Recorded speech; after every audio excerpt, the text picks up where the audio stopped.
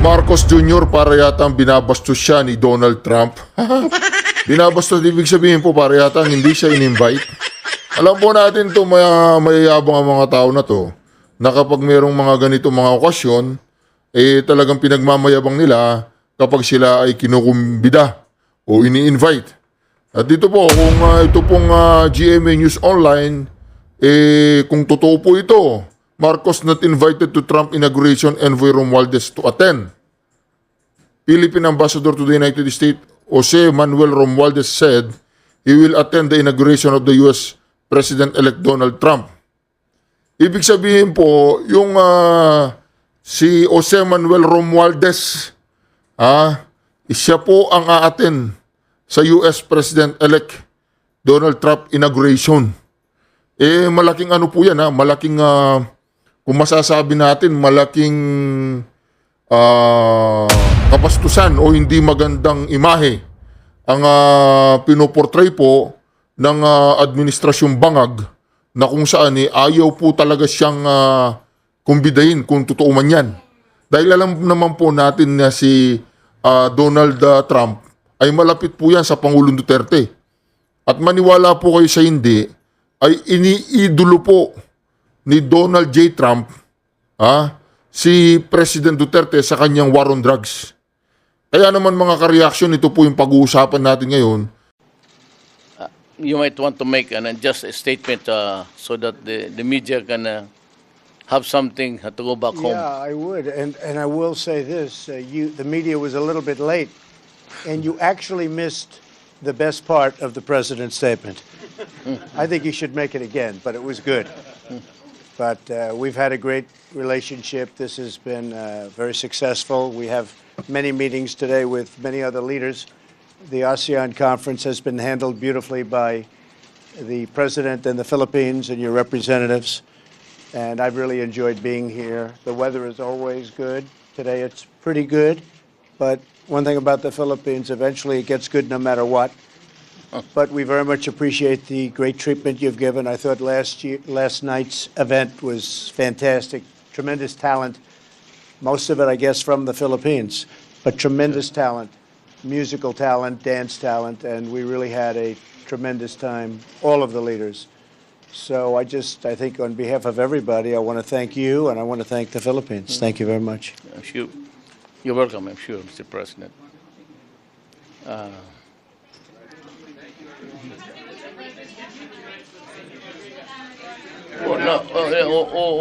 We're not answering any. This is not a press statement. We are in a bilateral meeting. Maybe the press conference would follow.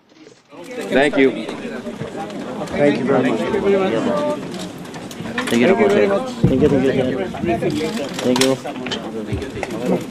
Na kung saan, isa pa itong mga party list, pag-uusapan din natin ang mga yan, na kung saan ginagamit na ba ng mga sindikato, mayayamang politisyan, mga makakaliwang grupo, at mga marami pang iba na pinagkakapiraan lang po ang party list. Pero dito po mga ka-reaction, nakita po natin talagang kung ito ay tunay at totoo, na hindi po, malalaman po natin yan sa January 20, kapag si Bangag ay pumunta ng Amerika, ibig sabihin, invited siya. Ngayon, kapag hindi pumunta ng Amerika, ibig sabihin, si Marcos Jr. ay tagilid po siya kay Donald J. Trump. Di po ba mga ka-reaction?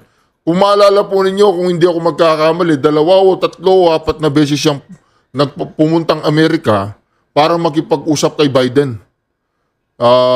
At minsan nga, hindi na si Biden ang nakakausap niya. Pero dito ang mga ka-reaction, talagang lantaran po ang pambabastos ni Donald J. Trump kung talagang hindi siya in-invite. Malamang sa malamang, kapag nakita natin ang Pangulong Duterte doon, at si BP Sara Duterte, talaga pong malaking kabastusan yan. Na talagang binastos o hindi binigyan ng importansya si Marcos Jr. ni Donald Trump. Di po ba mga ka-reaction? Pwede bang magbanggit ng isang particular na party list group? Kasi yung Tingog party list na alam naman natin na sa kasalukuyan asawa ng House Speaker yung nag-o-occupy ngayon. Ngayon, ang nangyari, yung first nominee nila, anak nung House Speaker. Tapos, strangely enough, yung kasalukuyan na party list representative na asawa ng House Speaker nasa lower rank.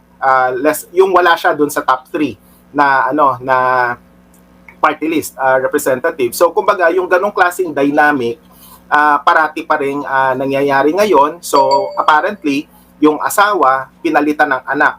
So ayaw natin ng ganong klaseng sitwasyon. Alright, Reaction TV page nagbabalik po. Reaction. Napakaganda po ng pag-uusapan natin ngayon mga ka-reaction ha. Mantakin ninyo. Marami na nga sa mga supporter ng mga kandidatong pagiging senador, especially, ay nawawalan po sila ng gana dito sa paparating na eleksyon. Pero tayong mga PDP laban, wag po tayong mawalan ng gana kasi ang sinasabi po ng karamihan ay tapos na daw ang laban. Alam na nila ang nanalo. Mantakin po ninyo ha, Senador Congressman Rodante Marcoleta. Isa pong napakatanyag at gustong-gusto ng taong bayan. Lahat po ng mga survey, lahat po ng mga ginagawa ng SWS ay hindi po nasama dun ang pangalan ng ating malupitang Senador Congressman Rodante Marcoleta. At itong ating Senator Bato de la Rosa hindi man lang kasama sa Magic 12. Ang sinama lang nilang Magic 12 ay si Senator Bongo lang. Ito po ang usapan ngayon. Kung ang mga supporter ng PDP laban at supporter po ng ni Congressman Rodante Marcoleta, lahat po na susuporta kay Congressman Rodante Marcoleta at sa PDP laban ay hindi po nila lalagyan ng halo. Lahat po ng sinusuportahan natin mga senador, nakasama nga dyan si Pastor Apollo Kibuloy at saka itong si Attorney Vic Rodriguez. Kung hindi po natin lalagyan ng halo ang ating PDP laban plus yung tatlong ating senador, ay may laban po ang mga kandidato natin. Ngunit, kung sinasabi po ng karamihan na tapos na ang laban, niluto na ang laban, alam na nila. Pakinggan muna po natin ang mamang ito na magsasalita ngayon. Ito po yung warning lamang. Ito yung mga naririnig lang natin sa mga social media influencer at saka sa mga sinasabi ng taong bayan, no? Na tapos na nga daw po ang eleksyon at alam na ng administrasyon kung sino ang mananalo. At yun daw lagi nilang pinapakita sa mga survey. At hindi nga kasama dyan yung ating mga kandidato, especially si Senator Congressman Rodante Marcoleta. Pero hindi po natin papayagang panginaan tayo ng loob at panginaan ng loob ang mga Duterte supporters kasi napakarami po natin. Tayo po ang silent majority, tayo po ang majority, tayo po ang may hawak po ng baraha. Kaya po dito mga ka-reaction, kung maniniwala tayo sa mga sabi-sabi at maniniwala, talo na yung kandidato na yan, wag ko nang iboto, dito na lang ako sa mga kandidatong mananalo. Wag po natin gagawin yan. Tayo po dito sa PDP laban at Duterte supporters na sisiguraduhin po natin na tayo ay boboto at sisiguraduhin po natin, maisusulat po natin at may boboto po natin ang ating mga kandidato. Okay? Pero bago po yan, huwag po ninyong kalimutan ang video na ito. Ayan po ang video na yan. Importante pong tandaan po ninyo yan. Reaction TV PH, thank you President Mayor Duterte, na kung saan inihingi ko po ang inyong subscription. Mag-subscribe ka na. Ka-reaction, huwag kang pareha-reaction, subscribe ka na. Kapag hindi ka nag-subscribe, ay susumbong kita sa Pangulong Duterte. At baka hindi ko makuha yung gold play button at hindi ko maabot yung rurok ng tagumpay. Hindi ako makarating dun sa Davao. Hindi ko papayagan yan. Kaya subscribe ka na, ka-reaction ha. Huwag kang pareha-react lang dyan. Mag-subscribe ka dahil importante po ang mag-subscribe sa ating channel. Maraming salamat po sa lahat ng mga nag-subscribe. Ito po, huwag na po natin patagalin ha. Ito po. Nasa ating pong ngayon, StreamYard, si Professor Danny Araw, ang isa po sa mga convener ng Kontra Daya. Magandang umaga po sa inyo at masagana at makabuluhan na bagong taon sa ating lahat, Sir Danny. Yes, Sir Ted, DJ Chacha, at sa lahat ng mga nakikinig at nanonood, magandang umaga, mapagpalayang bagong taon at isang kontradayang bagong taon sa ating lahat. Salamat, Sir Professor. Kami lang po'y tumawag para kumustahin po kayo dahil alam po namin na kayo po ay naging abala na sa pag-aaral po sa mga nominado ng mga bawat party list na pinahintulutan nga na makilahok sa eleksyon ngayon pong Mayo. Kumusta po, sir? Okay naman po, tuloy-tuloy naman yung pag-aaral. Nasa proseso na po kami ng data verification. Ang target, hopefully ma-release na namin ngayong buwan po sana. Pipilitin po namin ma-release ito after due diligence sa research. Pero alam mo Ted, DJ Chacha, talagang talamak yung mga political dynasty, malalaking negosyo, without naming names for now. May mga party list group na hindi lang isang paksyon, kundi dalawang paksyon yung bilang ng mga nominado. Kailangan pang i-resolve ito ng COMELEC. Tapos meron pang isang party list group na kunwari sila raw ay makamagsasaka, pero yung isa sa mga nominado nila dating taga-PNP at kataas-taas ang position pa ng PNP yung ino-occupy. You know, things like that should be known to the public, and you can expect Ted and DJ Chacha na isa sa publiko po namin yung datos na ito as soon as we verify everything po. Opo. Gaano po ngayon kahirap ito sa inyo pong grupo, Sir Danny, na 10 ang listahan ng bawat party list nominees? Okay, magandang tanong po yan. So, syempre tayo ay merong 156 na party list group. So kung i-multiply mo by 10, 1,560 yung kailangang isa-isahing mga pangalan, bukod pa dun sa general profile ng mga party list. And then as I mentioned, Ted, DJ Chacha, may mga party list group na dalawang paksyon. So ibig sabihin, dalawang grupo yan. So we're talking within the border of 1,600 individuals. You know what's interesting, Ted? Kung alam mo kung tatakbo ka bilang party list nominee, di ba dapat isa sa publiko mo yung profile mo? May mga listahan pa kami na no data available pa at least publicly speaking. Kaya nga masinsin pa yung research na ginagawa namin. Bukod pa sa mga party list group na apparently nangangampanya lang sila sa isang baluarte o sa isang area, kaya limitado yung impormasyon nila. At least publicly speaking. Ted, ang medyo kakaiba ngayon, syempre nakatulong kahit papano yung pagsasapubliko ng COMELEC ng kanilang mga CONA, yung Certificate of Nomination and Acceptance. Kaya lang yung iba kasi napaka-general, yung halimbawa, isang party list nominee, sasabihin siya ay businessman o kaya sasabihin siya ay farmer.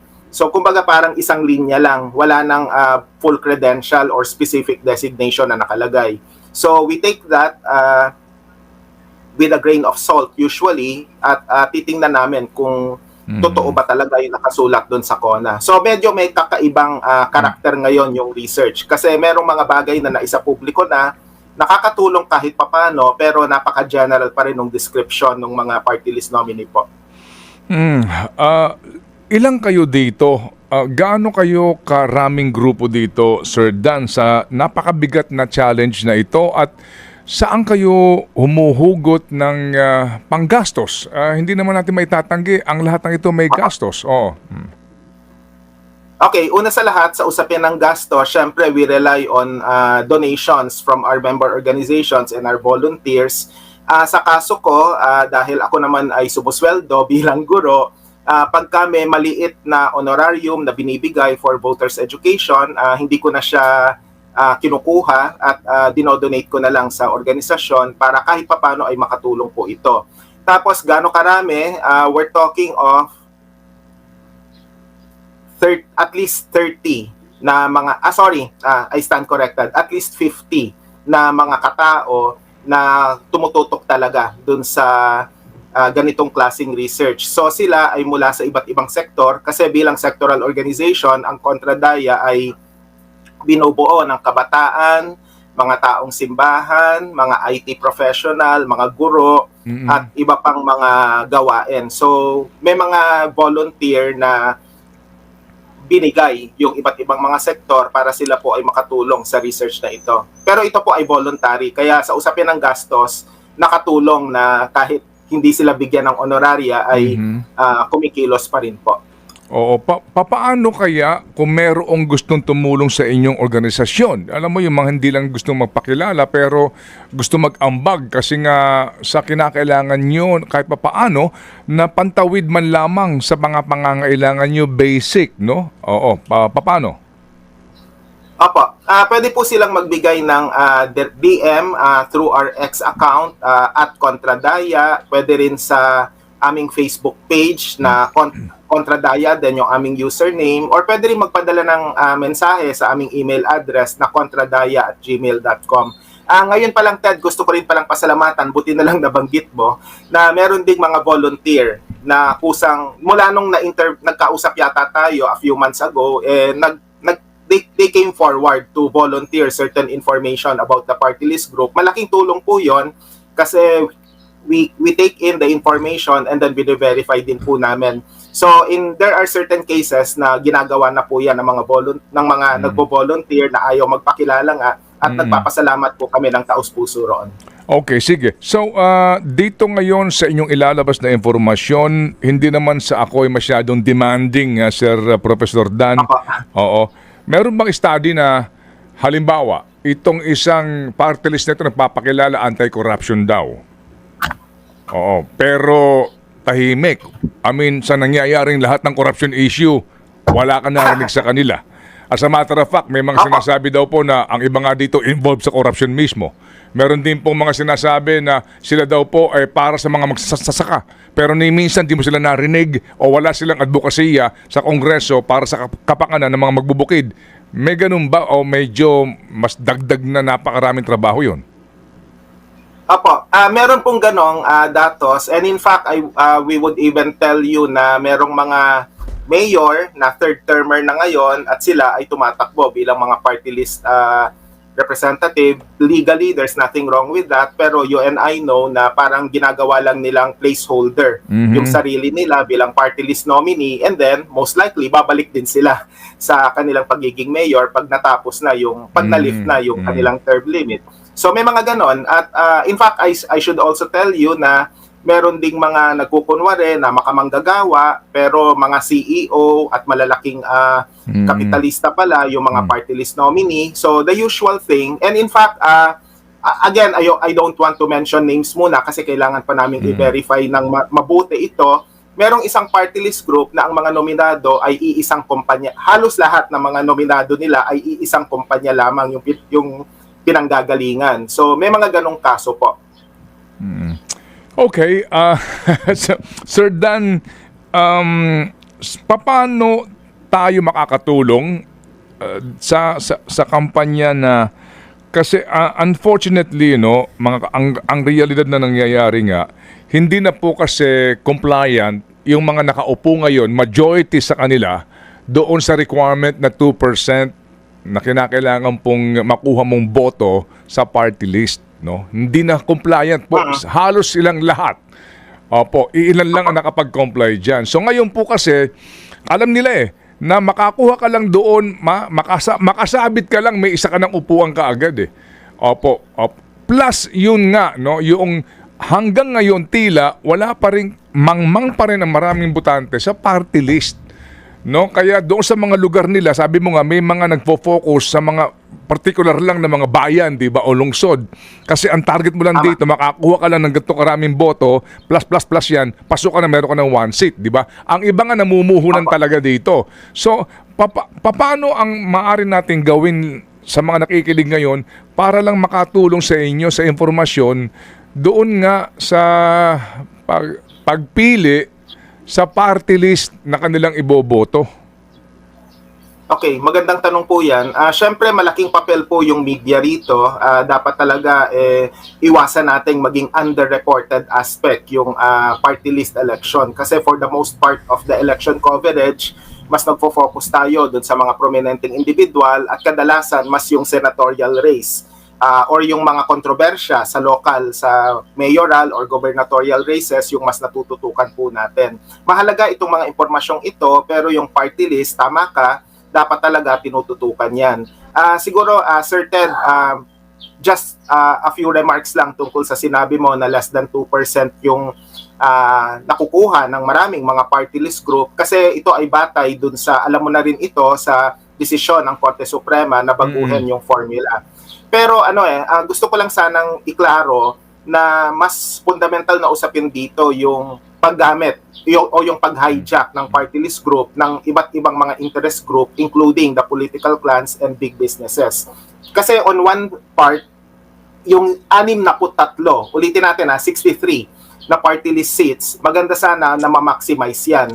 Kasi dati, nung stricto tayo sa 2%, hindi napupuno yung required na number, yung 20% of total seats sa House of Representatives. Maganda na ngayon napupuno natin. Kaya lang, Ted, ang tanong, okay, napupuno mo nga yung 63 seats, kahit na less than 2% lang yung nakukuha, pero kung sino-sino na lang yung nailalagay diyan. Yun yung problema. Pwede bang magbanggit ng isang particular na party list group? Kasi yung Tingog party list na alam naman natin na sa kasalukuyan ay asawa ng House Speaker, yung nag-o-occupy ngayon. Ngayon, ang nangyari, yung first nominee nila, anak nung House Speaker. Tapos, strangely enough, yung kasalukuyan na party list representative na asawa ng House Speaker nasa lower rank. Yung wala siya dun sa top 3 na na party list representative. So kumbaga yung ganong klaseng dynamic parati pa ring nangyayari ngayon. So apparently yung asawa pinalitan ng anak. So ayaw natin ng ganong klaseng sitwasyon na may political dynasty ka na, and what makes matters worse, parang yung upuan basta-basta mo na lang na ibinibigay kung kani-kanino, at kung kamag-anak ka, mas malaki ang tsansa mo na maging party list nominee, assuming na makakuha ng kahit isang upuan yung party list group na ito. Ganon kalala yung sitwasyon ngayon. Oo. Sa totoo lang talaga, Dan, mas lumala at palala ng palala. Opo, tama po yun, palala ng palala. And in fact, ako, sana pagbigyan ako ng mga kasama ko sa Kontradaya. Nangako ako na hindi ako magbibigay ng ng figure sa kasalukuyan. Pero kung dati po, at least 70% yung magiging, yung na-flag namin, malamang kesa sa hindi, baka mahigit pa. Ayokong i-preempt yung magiging sitwasyon, pero ganun kalala talaga yung sitwasyon ngayon, Ted at DJ Chacha. Sige po. So, Sir Dan, we will not preempt your study, pero anong mga ngayong buwan na ito, posibleng lumabas ba itong inyong pag-aaral? Kasi nga, kami katuwang ninyo. Ako'y magbabato-bato sa langit dito, ha?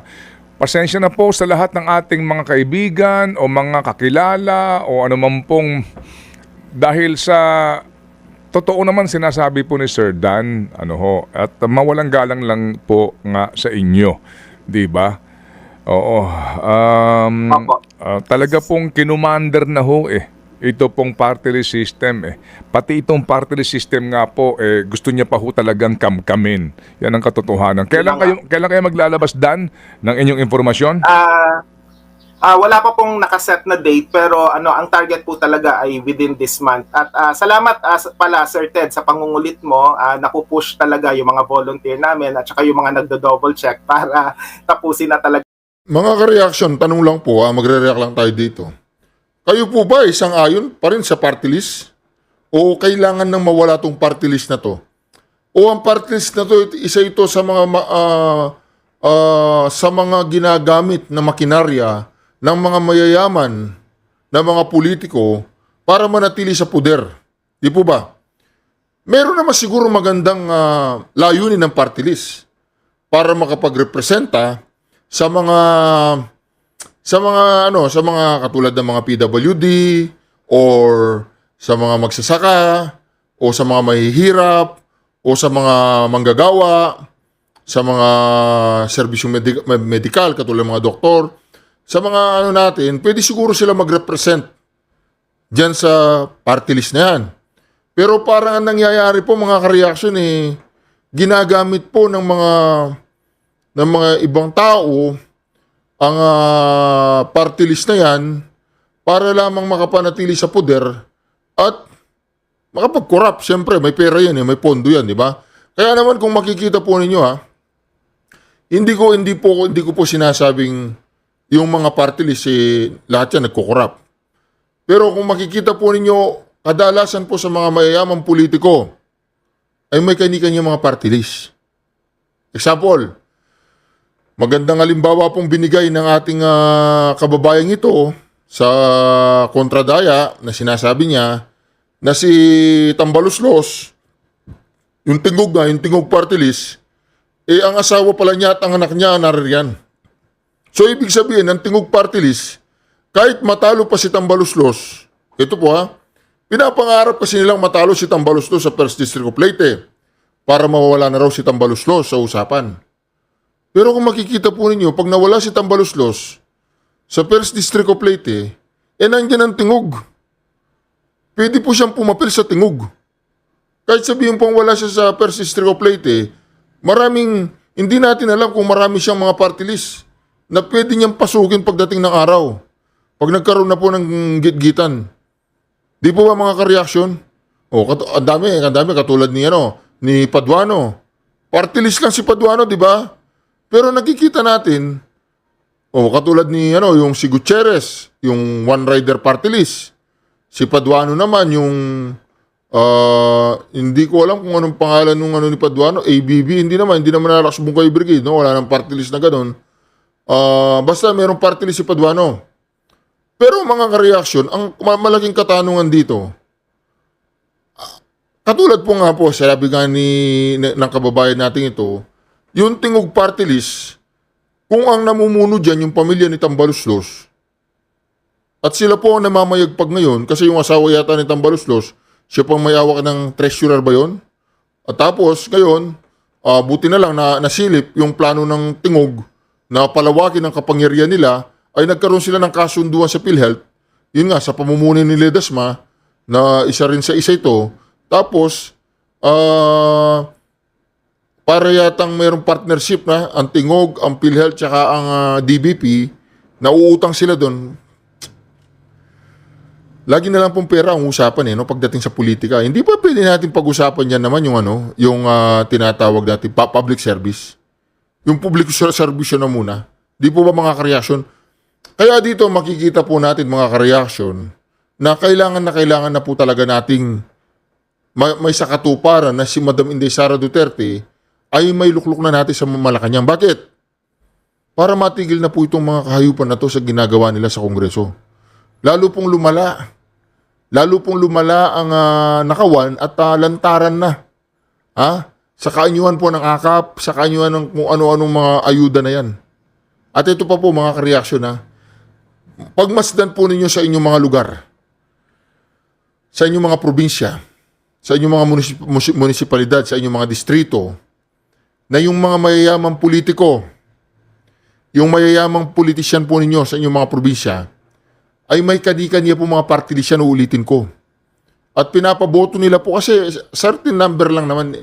Hindi ako makasigurado mga ka-reaction kung ilang numero po bago makapasok ang isang party list para magkaroon po siya ng seat sa Congress. Ngayon, kung itong tingog, aabot ng milyon yung bumoto sa kanya kasi parang yung tingog nagiging national na talaga Marami na siyang mga satellite offices ilang pong seat ang makukuha ng tingog kung magkakaroon po siya ng milyon-milyong botante. Di po ba mga ka-reaction? At ito pa ang usapan dyan. Ito pong kontradaya na ginagawa po ng ating kababayan na to, na napakaganda po ng kanyang simulain. Itong kontradaya na to,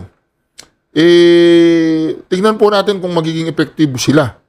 Kasi ang usapan po dyan, pagdating po ng eleksyon, hindi po natin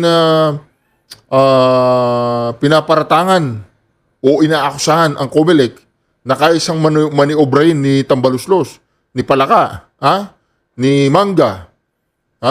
Hindi po natin sinasabing kaya silang manipulayin. Ang sinasabi lang naman natin dito, siyempre kung ikaw matatakot, matatakot ka, tatanggapin mo ang pera na to, o matsuchugi ka. Di po ba? Hindi mo na tinanggap yung pera, natsugi ka pa, nalagay pa sa alanganin yung pamilya mo. Pag tinanggap mo naman yung pera, hindi ka nga natsugi, hawak ka naman sa leeg ng mga politikong ito. Ngayon, mga ka-reaction, kaya dito, Salamat na lang at marami pa rin ang mga vloggers, marami pa rin ang mga kababayan natin dyan, mga simpleng mamamayan na katulad natin, na patuloy ang pagsuporta, patuloy ang pagkikidigma, patuloy ang pagkikipaglaban, na si Sara Duterte ay maprotektahan natin at si Sara Duterte po ay mailuklok natin dyan sa Malacanang. Ituloy po natin to. Ito. Maganda po yung ganyang klaseng pangungulit para po gampanan ng mas maaga ng sigurado yung amin pong trabaho. Salamat. Sige, so salamat na marami, Professor. May tanong ka ba siya? O antabi din tayo sa kanilang resulta. Pero ano man po ang maaari niyo pong itulong din para po sa grupo po nila Sir Danny. Maaari po kayo magmensahe po sa amin. Kami po tutulay din para po makakonect po kayo sa grupo po nila Sir Danny. Mabuhay kayo, huwag kayo magsasawa na maglingkod sa bayan, Professor, at sa grupo ng Kontra Daya. Salamat na marami, Dan. Salamat po, Kontra Dayang Bagong Taon. Thank you. Yan nga po si Professor Danilo Araw ng grupong Kontra Daya. Di po ba? Profesor po pala yun, Kontra Daya. Babantayan po nila yung mga mandaraya. Ang tanong, Profesor, alam mo naman ang mga mandaraya ay maimpluwensya yan. Mayaman. Nasa puder. Pag ikaw ay sumalungat, baka mapersilapid ka. Kapag hindi ka naman sumalungat, at hahawakan ka nila sa kanilang mga kamay, ang leeg mo, kailangan lahat po ng gusto nilang ipagawa sa iyo, gagawin mo. Lahat po ng naratibong gusto nilang marinig sa iyo, ay sasabihin mo. Kaya po dito mga ka-reaction, ito lamang mga vlogger sa mga Duterte talaga ang nagkikipagsabayan. Kasi alam po natin kung hindi pa tayo magkikipagsabayan ngayon, magtutuloy-tuloy po itong kababuyan nila na ginagawa sa ating gobyerno. At magtutuloy-tuloy po ang pagnanakaw nila sa gobyerno. Mantakin po ninyo ang usapan ni Bangag at ni VP Sara Duterte, yung continuity. Yung itutuloy. Lahat po ng nasimulan ng kanyang ama. Wala pong continuity nangyari. Wala pong flagship project itong Bangag na administrasyon na to. At ang pangungurakot at pagnanakaw at pagbili sa dignidad, integridad at pagkatao ng mamamayang Pilipino sa kaanyuan po ng AKAP ay lantaran na. Kaya naman mga ka-reaksyon, sama-sama tuloy-tuloy po tayong suportahan. Tuloy-tuloy po tayong protektahan. Tuloy-tuloy po nating bantayan si Madam Inday Sara Duterte, 10 ng mga PDP laban, at mga taong nais manalo ng ating Pangulong Duterte, ang ating leader, na kung saan mga ka-reaksyon, ay sana kayong lahat ay wag na wag po natin papayagan na may mangyaring impeachment dahil magkakagulo po ang taong bayan, na may mangyaring hindi maganda sa ating VP Sara Duterte. Dahil siya na lamang po ang nakikita nating pag-asa na isalba tayo sa mga kurakot, sa mga animal na masasabi nating mga politiko na wala silang ginawa kundi gipitin, abusuhin, at i-exploit po na ang kailang kapangyarihan para po mapabagsak ang mga Duterte. Yan naman ay hindi natin papayagan. Ayan naman ay talagang makikipagsabayan tayo dahil hindi po natin papayagan na mamayani ang mga bayarang vloggers. Hindi po dahil ayaw natin silang mamayani at sumikat sila, kundi ayaw natin na makapagpatuloy po ang mga bayarang vloggers na patuloy sila sa kanilang mga kasinungalingan. Patuloy sila sa pagbubulag sa mga taong. Itong mga mainstream media, hindi na gaano pinapaniwalaan to eh. Mas pinapaniwalaan pa po yung mga simpleng vloggers na katulad natin. Di po ba mga ka-reaction? Kaya dito po sa reaction ng TVPH, ngayon 2025, tuloy-tuloy na po ito hanggang May 9. Huwag po tayong titigil, huwag po tayong kukurap. Ang kumurap ay makukurap. Yun po ang lagi natin tatandaan. Syukran. Duterte. Duterte. Duterte. Duterte. Protect Sara Duterte. Syukran.